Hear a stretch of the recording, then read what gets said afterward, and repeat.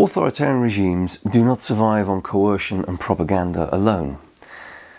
If they are to be successful, they also require the consent of the governed. Sometimes this consent is given enthusiastically and explicitly, but much more common is implied passive consent. In Trump's America, both explicit and implicit consent have played a central role in sustaining authoritarian tendencies. Explicit consent is highly visible. Trump was democratically elected. Trump's mass rallies helped sustain MAGA mobilization and high voter engagement. A March 2025 NBC News poll found that over 1/3 of registered voters identified as MAGA supporters, including a large majority of Republicans. Great Again movement, 70% of them strongly approve of Trump. Those who say this loyalty has enabled Trump to co-opt the Republican Party itself. Dissenters are marginalized or removed, while loyalty is rewarded with influence, reinforced by explicit threats against Republican members of Congress who challenge him. Media figures, businessmen and ideological allies have gained rapid access to power. Loyalty is the remaining common denominator, and that seems more than anything else. That loyalty to Donald Trump personally and avid championship of his policy positions. For many supporters, MAGA is not just patriotism. It is a cultural identity, literally a crusade tied to white Christian nativist worldviews. Trump is seen as defending a real America under threat, blurring the line between political support and personal devotion. Mind control, authoritarian cultism creates this dissociative disorder where people are dependent and obedient. They become clones of the cult member. The critical thing with MAGA people is I recommend people talk about Chinese communist brainwashing and these methods and pimps and traffickers, because they all use behavior control, information control, thought control, and emotional control to create this new pseudo-identity. But the big question remains, is there a Trumpian ideology akin to fascism? I mean, the parallels are striking. Society is framed as a zero-sum struggle between real Americans and internal enemies, liberals, migrants, and journalists, where compromise is seen as weakness. Social democracy and equality are treated not as policy choices, but as the existential threat from a radical left. Those on the radical left. The radical left. The radical left. Radical left. The time has come to reclaim our once great educational institutions from the radical left. The key shift from Trump's first to second term is the move from improvised populism to organized ideology. The first presidency was chaotic and personality-driven. Authoritarian instincts existed, but they were poorly institutionalized. The second term is different. Trumpism now operates within a prepared ideological ecosystem. It's called Project 2025. Its pages offer new administrations a blueprint for executing a right-wing agenda. From purging the government. Networks linked to Project 2025 provide personnel, legal strategies, and a shared vision centered on executive supremacy, civil service capture, and cultural counter-revolution. I mean, this time there is a playbook. This consolidation is backed by a new elite alliance. But I read that the combined net wealth of the billionaires who attended the event was 1.2 trillion US dollars kosher, which is absolutely... Tech billionaires and venture capitalists, most notably Peter Thiel. Tonight, I urge all of my fellow Americans to stand up and vote for Donald Trump. Have supplied funding and intellectual framing for a post-liberal project articulated by figures such as J.D. Vance. I see a lot of crazy stuff on the internet about Peter Thiel. Like, you know, he's always been a friend of mine. He's always been one of the smartest people I've ever met. Like, just a very thoughtful dude. Mm-hmm. But he's literally never asked me once for anything. So he just believed in you? One that rejects pluralism, celebrates hierarchy, and treats democracy as expendable. When you use the word democracy, of course, you're using a very, very loaded and complex word. One suspects that democracy, whatever that means. If the bureaucracy is in charge, and then what meaning does democracy actually have? Now, whether labelled techno-feudalism, a kind of techno-feudal environment, dark enlightenment, what the hell is dark enlightenment? Or the broligarchy. It's broligarchy.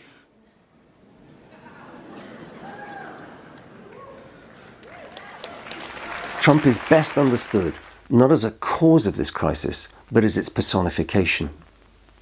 I was saved by God to make America great again.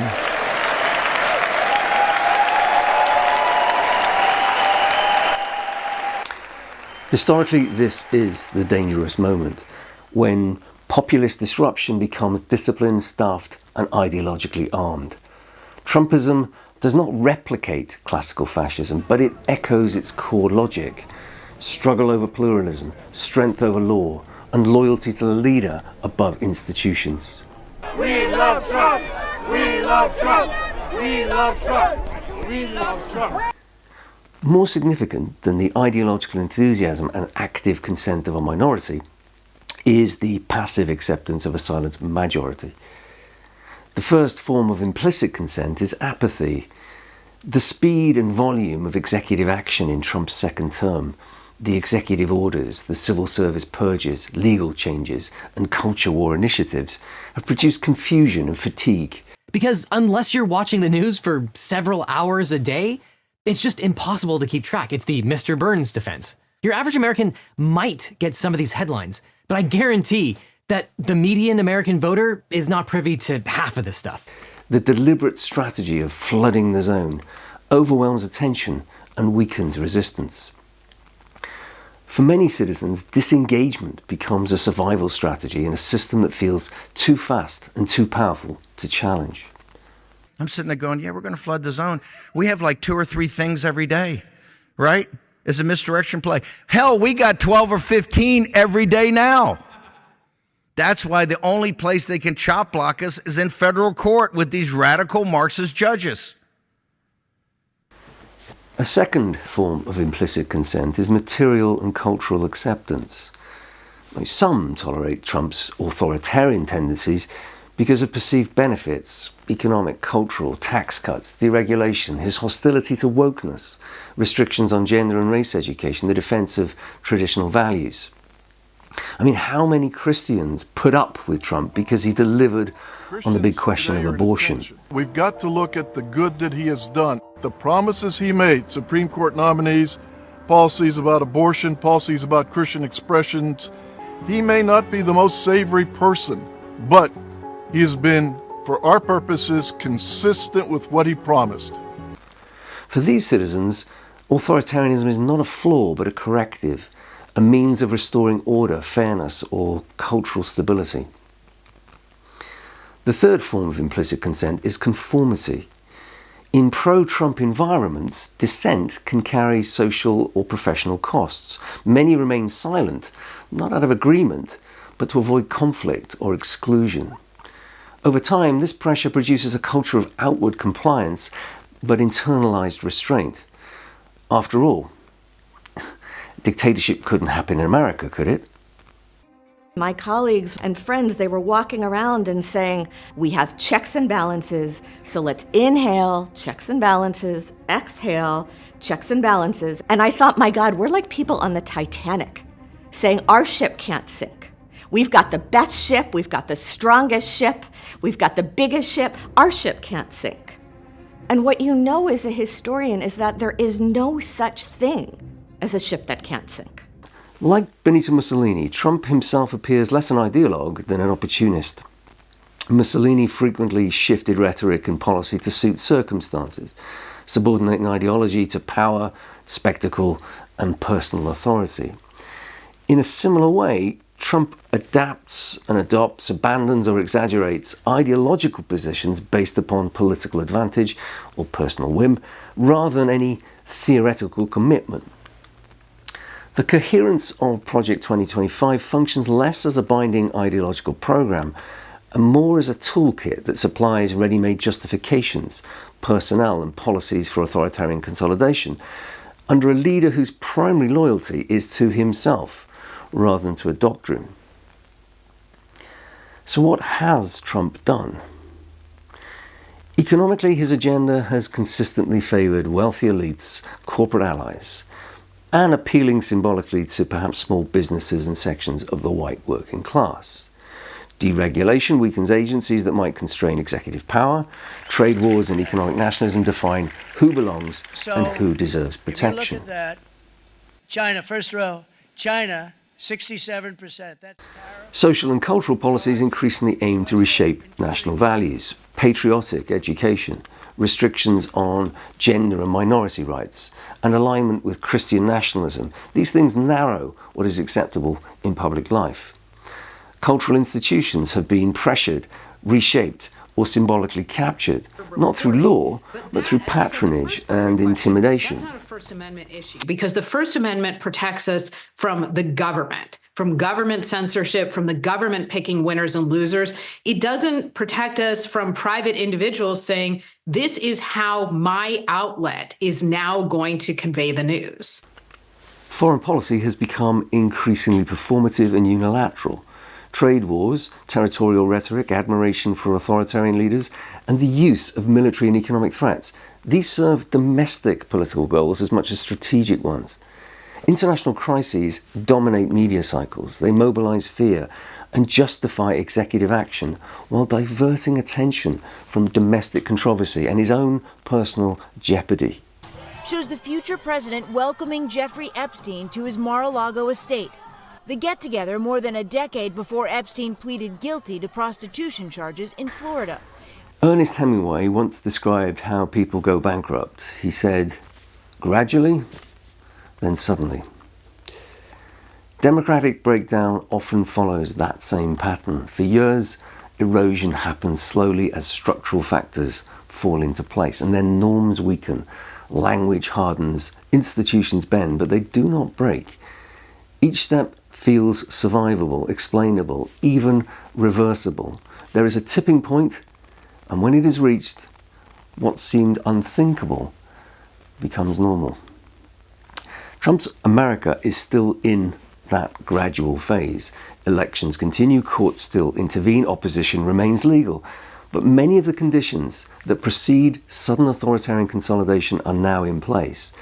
Executive dominance, loyalist institutions, selective coercion, mass disinformation, and widespread passive consent. With the midterms approaching and Republicans rattled by recent losses, the president is increasingly sowing distrust in the nation's elections. He has repeatedly said this week that he wants to nationalize elections and have Republicans, quote, take over the voting. Even as his White House... This is why the midterm elections in November really matter. Not because they will instantly decide America's fate, but because they will test whether democratic resistance still functions, whether elections still constrain power, whether defeat is accepted, whether institutions still hold. Will the Trumpists do what they have to do to avoid their midterm fate? Despite everything, nobody could doubt the bravery of Mussolini and Hitler as former frontline soldiers.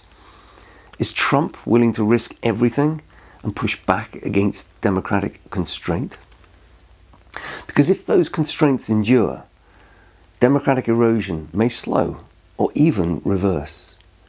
But if they fail, what follows is unlikely to arrive gradually. In the end, the agency of historical actors matter. Revolutions need revolutionaries. That is why the most important question is not whether the US is an authoritarian state today. It is whether, when the moment comes, it still has the capacity to stop becoming one.